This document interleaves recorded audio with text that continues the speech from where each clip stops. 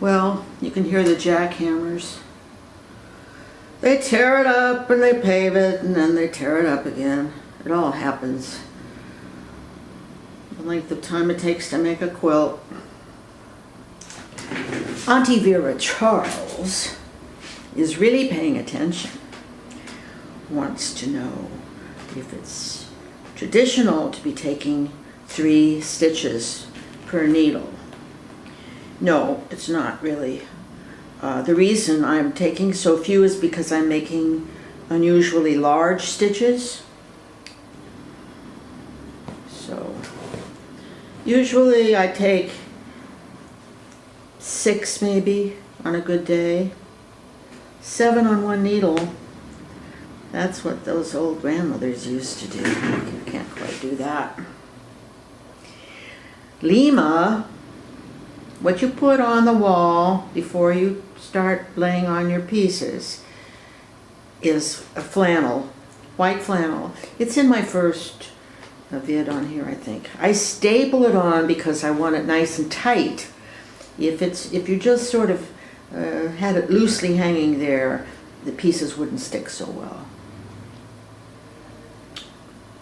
Credenza is a little concerned because I talk about being in the mindless state, and she thought perhaps that cast a negative idea on this action.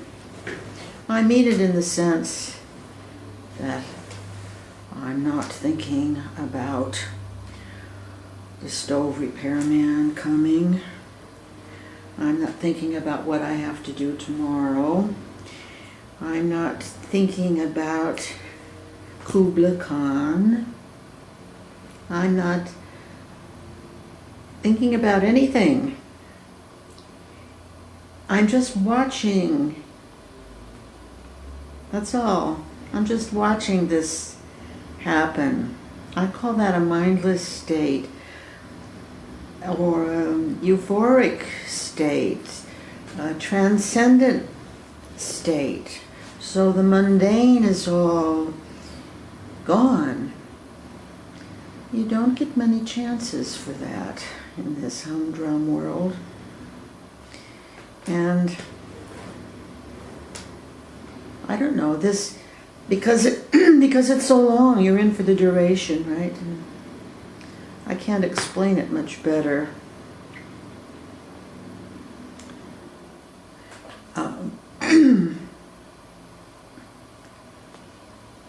beefChorizo asks if I ever give seminars. Oh yes, I love to do that. I'm good at it too. I used to give seminars all the time at Stanford. They were extra things anybody could go to. They were for pianists playing Bach on the piano, and I developed a whole routine for that that was very, very effective. Turned out a lot of great projects. So doing a seminar would be great fun. Just tell me when and where, I'll be there. CrazyShortcutQuilts, that's a good name, is now inspired to start putting trinkets on the quilts. So Anne says that a video might be forthcoming about this project. I hope you do that. That would be great fun to watch. Alonealotta says, actually that could be my name. I love being alone. Says, did I go to a guru, or when I was in India? I've got a lot of videos about my trip to the ashram, although it's certainly not complete. I went to a very, very small ashram. This was in 1978.